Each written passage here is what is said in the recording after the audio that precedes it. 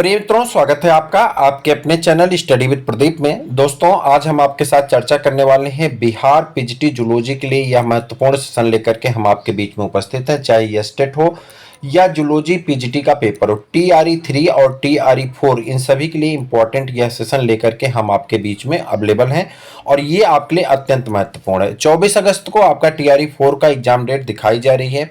देखिए, ये लोकसभा का चुनाव, विधानसभा में तो नीतीश जी ही रहेंगे, तो विधानसभा में आपका पेपर होना है, तो परेशान होने की आवश्यकता नहीं है। आपका पेपर होगा और अगस्त में पेपर है, तब तक आपका कोर्स भी पूरी तरह से क्या होगा, कंप्लीट हो जाएगा। तो हम लोग आज जो स्टार्ट करने चल रहे हैं, क्लास 11 की यूनिट नंबर 5 का चैप्टर नंबर 1 है एनिमल फिजियोलॉजी का, और इसका जो पोर्शन है डाइजेशन एंड एब्जॉर्प्शन से हम लोग स्टार्ट कर रहे हैं। इसका मतलब होता है पाचन और अवशोषण।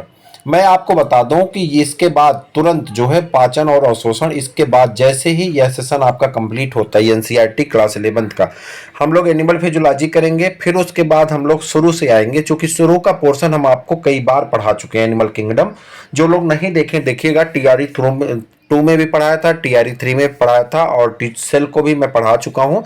इसके बाद उन दोनों को करूंगा।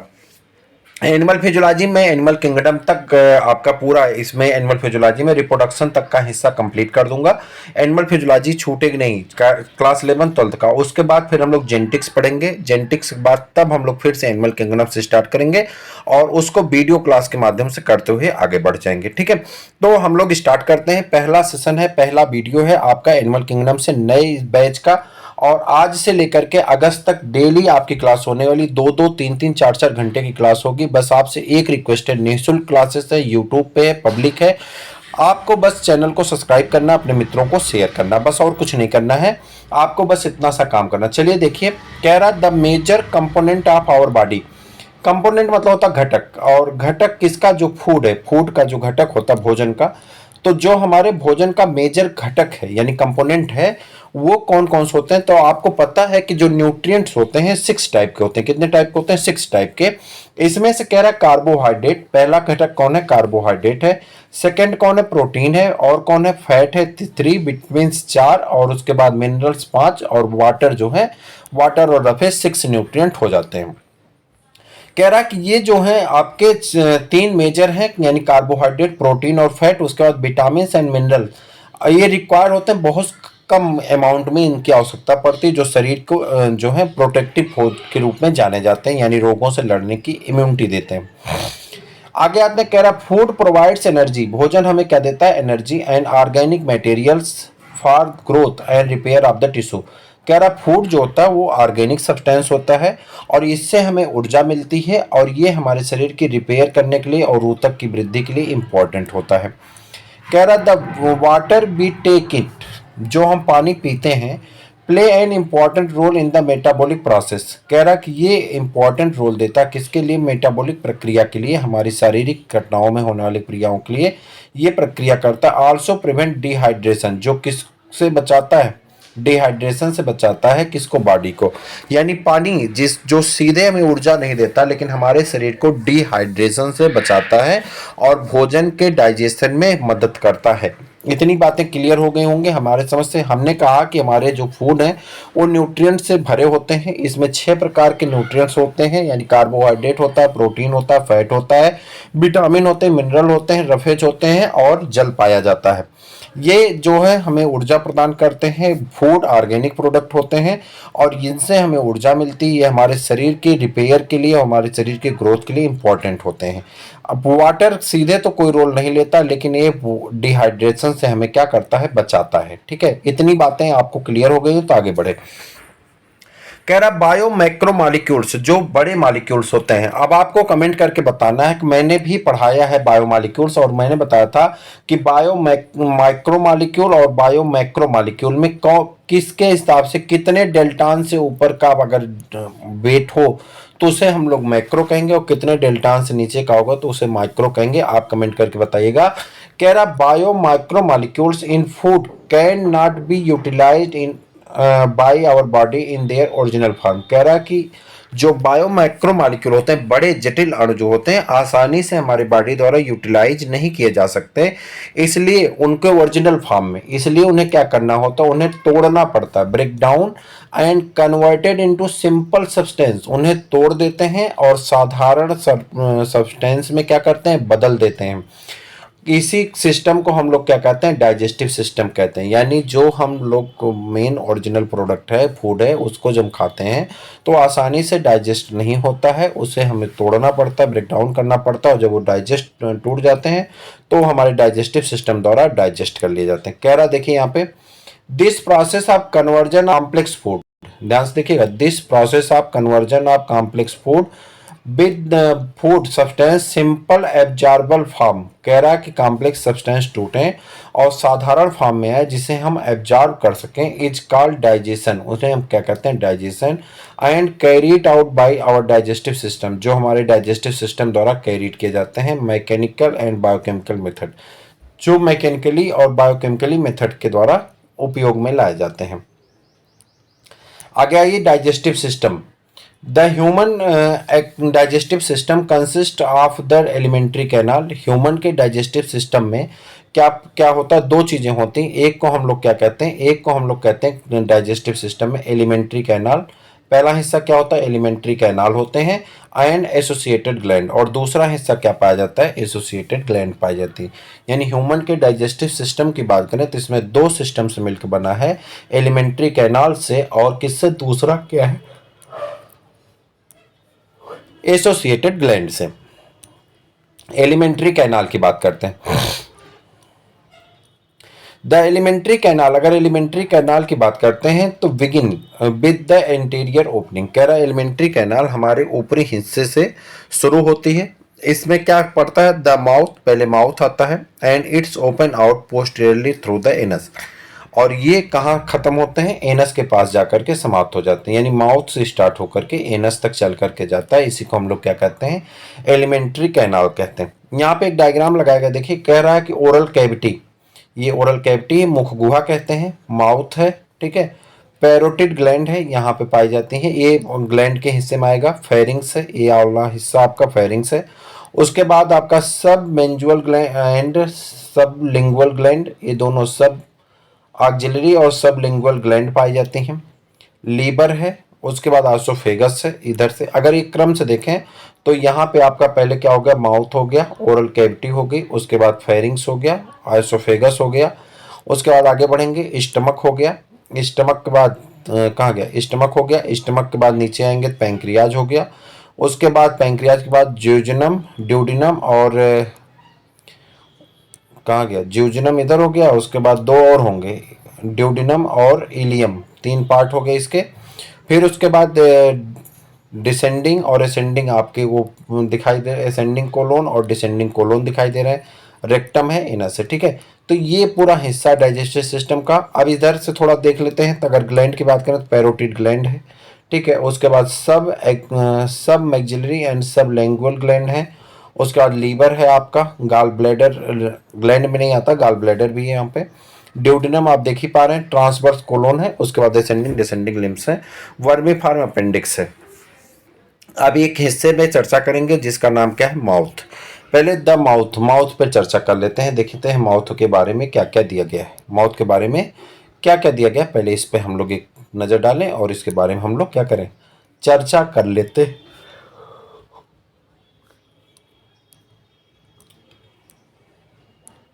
क्या करते हैं, चर्चा कर लेते हैं। देखिए कह रहा है नेजल कैविटी, यहाँ पे fauces, hard palate, opening parotid, parotid duct, lips, oral cavity, tongue, vestibule और जिंजीबिया। उसके बाद क्या लिखा गया है, palatoglossal arch, root of the tongue, यहाँ पे आ जाते हैं।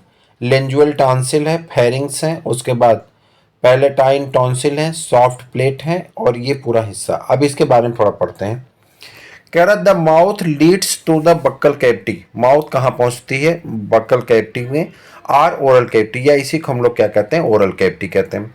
The oral cavity has a number of teeth and muscular tongue, कह रहा ओरल कैविटी जो होती है इसमें नंबर ऑफ टीथ पाए जाते हैं, और क्या पाए जाते हैं, मस्कुलर टंग पाए जाते हैं, और क्या पाए जाते हैं, जीभ पाई जाती है। टीथ की बात करते हैं, teeth incisor, canine, premolar, molar. Hard plate है ऊपर वाला जो है, उसके बाद सॉफ्ट प्लेट और अल्वा, ये नीचे आ जाते हैं। तो यहाँ पे टंग है आपका, गम यानी जिंजिया है, यहाँ पे बाइकस्पिट्स है, कैनाइन है, और उसके बाद इंसीजर है। तो ये पूरा आपका बकल कैविटी है, और इस बकल कैविटी की पूरी पोर्शन है। आगे बढ़ते हैं, अब यहाँ पर आ जाते हैं, कह रहा each teeth is embedded in the socket of jawbone, कह रहा एक एक दांत जो है सॉकेट ऑफ जाबोन, जाबोन की सॉकेट में क्या होते हैं, एम्बेडेड होते हैं। This type of attachment is called thecodont, इस प्रकार के अटैचमेंट को हम लोग क्या कहते हैं, थिकोडॉन्ट कहते हैं। कह रहा है कि अगर हमारे दांत सॉकेट के अंतर्गत बैठे होते हैं तो इसी को हम लोग क्या कहते हैं, थिकोडॉन्ट कहते हैं। कह रहा मेजॉरिटी ऑफ मैमल्स, अगर हम ज़्यादा मैमल्स की बात करते हैं इंक्लूडिंग ह्यूमन बीन भी आता है, forms two sets of teeth during their life cycle, इसके लाइफ साइकिल में कितने सेट ऑफ टीथ बनते हैं, 2 बार दांत का विकास होता है। ये सेट, पहला सेट जो होता है आप टेम्पोररी मिल्क, पहले वाले को हम लोग क्या कहते हैं, टेम्पोररी मिल्क कहते हैं, यानी ड्यूसिडुअस टीथ कहते हैं। Replaced by the set of the permanent and adult teeth, कह रहा को रिप्लेस करके कौन आ जाते हैं, परमानेंट या एडल्ट टीथ आ जाते हैं। This type of dentitions is called diphyodont, कह रहा कि इस प्रकार के दंत विन्यास को हम लोग क्या कहते हैं, डाइफायोडॉन्ट कहा जाता है। यहाँ पे एक फार्मूला दिया गया है जो आपसे कई बार एग्जाम में पूछा गया है, कई अलग अलग एग्जामों में, तो थोड़ा देखते हैं, एक नज़र डालते हैं। यहाँ पे डेंटल फार्मूला है, कह रहा the dental formulae of the some common mammals are given below, कुछ कॉमन मैमल्स के यहाँ पे दिए गए हैं। पहला डेंटल फार्मूला है, कह रहा मंकी एंड मैन, यानी मनुष्य और बंदर में पाया जाने वाला, आई, आई मतलब इंसीजर है, इंसीजर जो कटिंग का काम करता है, कैनाइन जो टीयरिंग का काम करता है, प्रीमोलर ये च्यू करने का काम करता है, मोलर ग्राइंडिंग का काम करता है, अर्थात ये काटने का काम करता है, ये चीरने का काम करता है, ये जो है पीसने का काम करता है, ये भी पीसने का काम करता है। तो इसकी संख्या 2 और 2, यानी दोनों बोन में कितनी, दोनों तरफ कितने हो गए, 2 और 2, 2 ऊपर 2 नीचे, ठीक है। ये एक साइड की बात हो रही, चाहे लेफ्ट की बात कर लीजिए चाहे राइट की बात कर लीजिए, ठीक है। तो या अपर जा की बात कर लीजिए, नहीं अपर और लोअर जा, लेफ्ट साइड की बात करिए चाहे राइट साइड की, 2 और 2, ठीक। उसके बाद कैनाइन 1 और 1, दोनों ऊपर नीचे मिलाकर कितने होते हैं, 1 और 1, एक साइड की बात कर रहे हैं लेफ्ट की, ठीक है। प्रीमोलर कितने हो गए, 2, कैनाइन के बाद वाला जो दोनों दांत होता है प्रीमोलर का। लास्ट में 3 दांत पाए जाते हैं जिसे हम लोग मोलर कहते हैं। तो फार्मूला हो जाता है 21-23/21-23 इंटू 2 इक्वल टू 32 टीथ पाए जाते हैं हम लोगों के दांत में, किसमें, मनुष्य के दांत में और बंदर में भी। रैबिट में कितने हो जाते हैं, तो रैबिट का अगर फार्मूला देखें तो रैबिट में आपका हो जाता है 2, इंसीजर जो हो जाता है ऊपर की साइड में 2 होता है, नीचे की साइड में कितने होते हैं, 1। कैनाइन जो होते हैं ऊपर कितने होते हैं, 0, नीचे कितने होते हैं, 0, यानी पूरी तरह से हर्बीवोरस है। प्रीमोलर कितने होते हैं, 3 होते हैं, ऊपर 2 होते हैं नीचे। और मोलर कितने होते हैं, ऊपर 3 होते हैं नीचे 3 होते हैं। टोटल संख्या कितनी हो जाती है, तो 20-33, इसका फार्मूला कितना होता है, 33/1023, और इसके बाद इसको 2 से मल्टीप्लाई कर देंगे तो रैबिट में कुल दांतों की संख्या कितनी हो जाती है, 28। देखिए 3, 2, 5, 1, 6 दांत ऊपर हो गए, और 3, 3, 6, 2, 8 दांत ऊपर हो गए, और नीचे अगर देखिए तो 3, 2, 2, 1, 3, 3, 6, 3, 2, 5, 1, 6 नीचे और ऊपर 8 6 14, 14 दूनी 28 दांत हो गए, किसमें, रैबिट में। काऊ और गोट की बात करते हैं तो काऊ में जो ऊपर का जो इंसीजर होता है वो नहीं होता, 0 होते हैं, नीचे जो है कितने होते हैं, 3 होते हैं। कैनाइन ऊपर नहीं होता, नीचे कितना होता है, 1 होता है। प्रीमोलर, प्रीमोलर ऊपर कितने होते हैं? 3 होते हैं, नीचे कितने होते हैं? 3 होते हैं। मोलर कितने होते हैं? ऊपर भी 3 होते हैं, नीचे भी 3 होते हैं। तो टोटल संख्या कितनी हो जाती है? तो इसकी टोटल संख्या हो जाती है 0033/3133 इंटू 2 इक्वल टू 32 दांत पाए जाते हैं काऊ में और गोट में। डॉग की बात करते हैं। डॉग में इंसीजर संख्या कितनी होती है? 3 होती है। ठीक है, कितनी होती है? 3 और 3, एक साइड की बात हो रही है। कैनाइन की संख्या कितनी होती है? 1 प्रीमोलर संख्या कितनी होती है? 4 और उसके बाद अगर हम बात करें तो मोलर संख्या कितनी होती है? ऊपर 3 होती है, नीचे 2 होती है। तो इस प्रकार से अगर हम फार्मूला निकालें तो हमारा फार्मूला होता है 3142/3142 इक्वल टू 42 दांत पाए जाते हैं किसमें? डीओजी साहब में। Rat and mouse, rat and mouse चूहे में कितने होते हैं? इंसीजर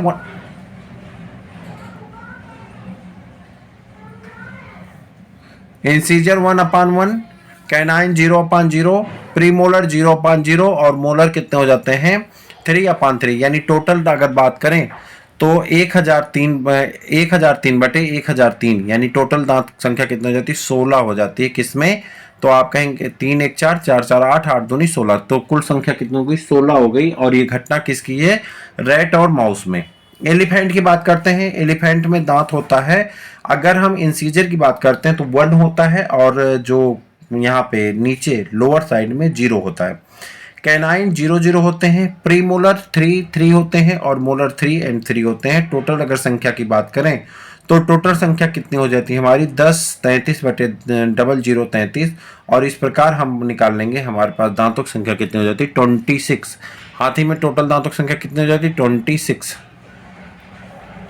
कंगारू, कंगारू का अगर बात करें तो कंगारू में दांतों की संख्या हो जाएगी 3/2 हो जाते हैं किसमें? इंसीजर।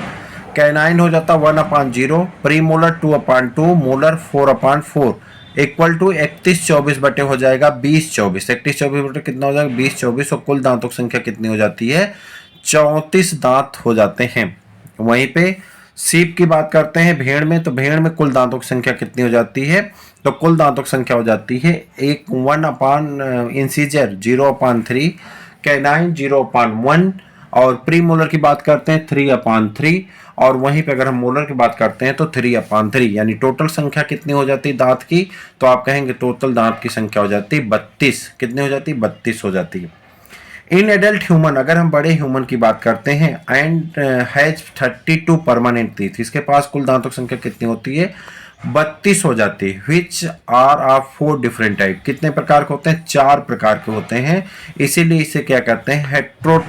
हेट्रोडॉन डेंटेशन यानी विषम दंती कहलाता है।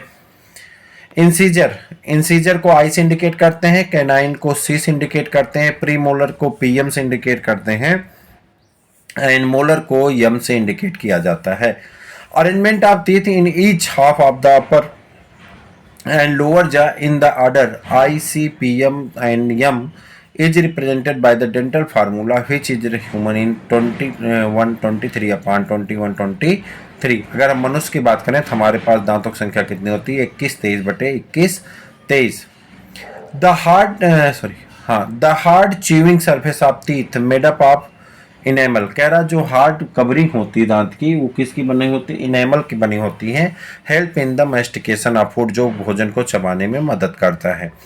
टीथ का यहाँ पे डायग्राम दिया गया, ऊपर वाले हिस्से को क्रोन कहते हैं, उसके बाद नेक का रीजन आता है और सबसे नीचे जो है रूट पाए जाते हैं। इधर आते हैं, इनेमल होता है, उसके ऊपर हार्ड कवरिंग इनेमल पाया जाता है। डेंटाइन जो दांत की हड्डी होती है, bone of the teeth is called dentine. उसके बाद पल्प कैविटी है जहाँ पे उसके बाद गम है जो उसको पकड़े हुए हैं। रूट कैनाल है, कई बार आपने देखा होगा रूट कैनाल ट्रीटमेंट, आप सुना होगा कि RCT दांत में, तो रूट कैनाल ट्रीटमेंट कहा जाता है। उसके बाद इसकी बोन होती है, सीमेंटिंग सब्सटेंस होता है जो भरा रहता है और nerve and the blood vessels भी इसमें पाई जाती हैं। टंग, किसके बारे में पढ़ेंगे? टंग के बारे में। द टंग, अगर जीभ की बात करें तो यहाँ देखिए, पैलेटाइन टॉन्सिल है, लेंजुअल टॉन्सिल है, फोलिएट पेप्ली है और फिलीफार्म पेप्ली है। उसके बाद सरकमविलेट पेप्ली है और फंजीफार्म पेप्ली है। इसकी बात करते हैं, आप देखिए तो कह रहा है कि टंग में कौन सा स्वाद कहाँ से लिया जाता है। तो अगर टंग की बात करें तो देखिए दोनों किनारे से सॉर टेस्ट है। सबसे आगे नुकीले वाले हिस्से से क्या लिया जाता है, मीठे के बारे में अंदाजा लगता है। तो उसके दोनों किनारे से नमक के बारे में, बीच में क्या है अमानी, और किनारे किनारे उसी तरह से किनारे किनारे किसके, खट्टे के बारे में यानी एसिड के बारे में, और सबसे पीछे कड़वा के बारे में यानी बेस के बारे में पता चलता है। The tongue is the freely movable, tongue क्या होता है, स्वतंत्र रूप से मूव कर सकती है, मस्कुलर ऑर्गन है, attach to the floor of the oral cavity by the frenulum. कह रहा है फ्रेनलम द्वारा जो है ये फ्रेनलम द्वारा जो है ये क्या होता है, जुड़ा होता है ओरल कैविटी से। The upper surface of the tongue has small projection called papillae. कह रहा कि अपर सरफेस जो टंग है, टंग के ऊपरी सतह पर जो प्रोजेक्शन पाए जाते हैं उसी को पेपली कहते हैं। Some of which bears taste bud, जिसके पास क्या होता है, टेस्ट बड पाए जाते हैं यानी स्वाद कलिकाएं पाई जाती हैं। The oral cavity lead into the short pharynx. कह रहा ओरल कैविटी जो है वो किसको लीड करती है, शार्ट फेरिंग्स को, which serves as the common passage for food and air. कह रहा कि कॉमन पैसेज फूड और एयर को पास करता रहता है। द ऑसोफेगस, ऑसोफेगस से पढ़ना है, ऑसोफेगस का जो है यहाँ पे देखिए तो कह रहा ऑसोफेगस की अगर बात करें तो द ऑसोफेगस, अच्छा ये थोड़ा सा है इसको खत्म कर लेते हैं। The oesophagus or the trachea windpipe open into the pharynx. कह रहा ऑसोफेगस के पास, ऑसोफेगस जो है यह नली है, एक कार्टिलेज फ्लैप, एक कार्टिलेज फ्लैप होता है जो जिस कॉल्ड एपिग्लाटिस, जो कि एपिग्लाटिस कहलाता है, prevent the entry of food into the glottis opening of the wind pipe in the swallowing. कह रहा जब हम भोजन निकल रहे होते हैं तो वह भोजन ट्रैकिया में ना चला जाए, इसलिए एपिग्लाटिस उसको क्या कर लेता है, ढक लेता है। The oesophagus is a thin, oesophagus कैसे होते हैं, पतले होते हैं, लॉन्ग ट्यूब होते हैं, which extend posteriorly passing through the neck, thorax and diaphragms and lead to the J-shaped bag-like structure called stomach. ये muscular sphincter gastrooesophageal regulators of open of the oesophagus into the stomach. कह रहा है कि जा करके कहाँ पे खुल जाता है, स्टमक में। अब स्टमक चर्चा करना है लेकिन हम कब करेंगे, नेक्स्ट वीडियो में करेंगे। वीडियो कैसा लगा जरूर बताइएगा और अपने मित्रों को शेयर करिएगा। फिर मिलते हैं किसी और वीडियो में, तब तक के लिए इजाजत दीजिए। जय हिंद।